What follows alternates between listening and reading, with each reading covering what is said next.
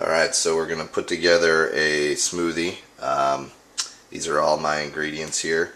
I've got curly leaf kale, banana, apple, kiwi quartered and tipped. I never take off the rind there, the fur. It'll just get blended up, it's no big deal.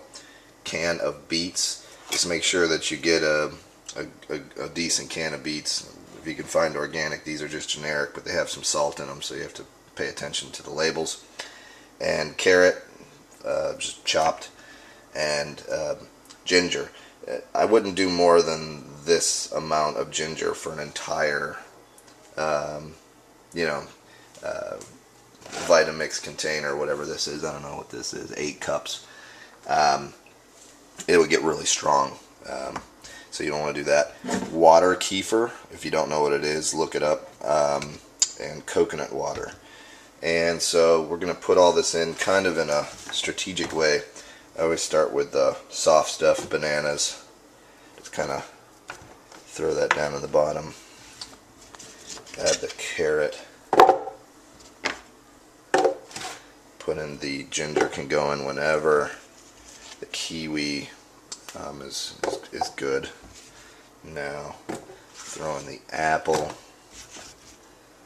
And then we're going to add our liquids. So beets, we're going to add some of the juice to your discretion, and maybe a couple of the actual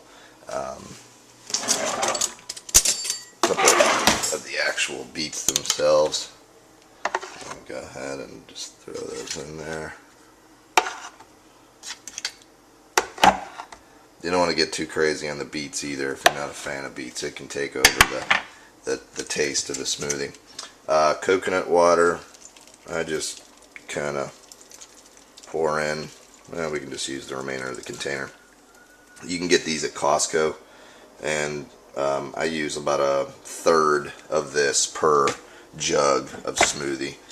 And water kefir is a fermented water and sugar with a kefir grain, and we're going to add some of that. That's a probiotic.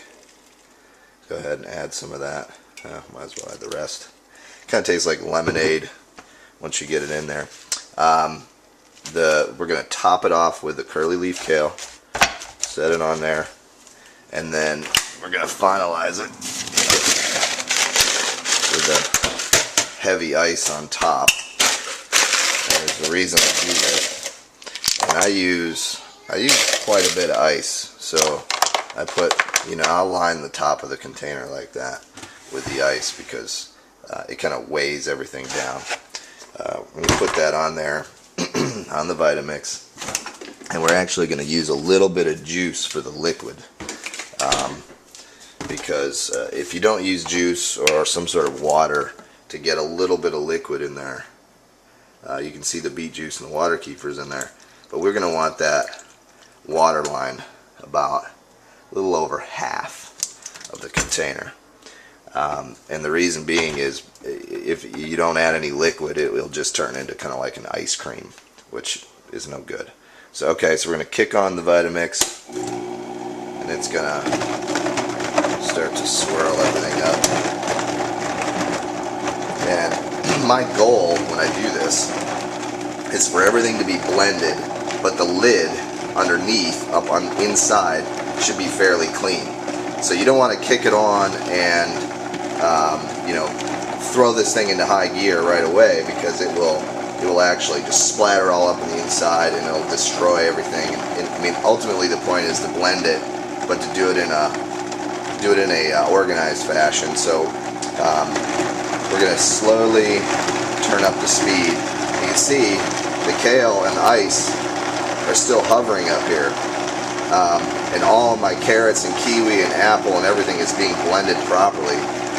And then eventually, as we kick this, this is the reason why it's important to have a variable speed blender, so that you can do it like this. Now you can hear the ice starting to get sucked down. Boom. Now we can slowly.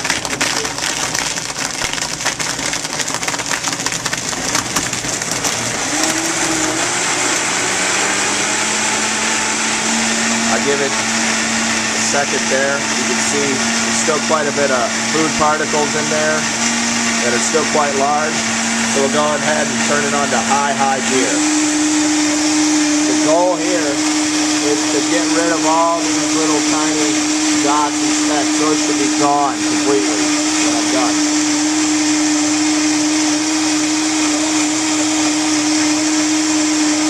Let this run for a minute.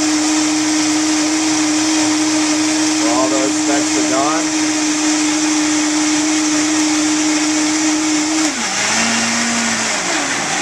And then you take it down slowly and kick it off.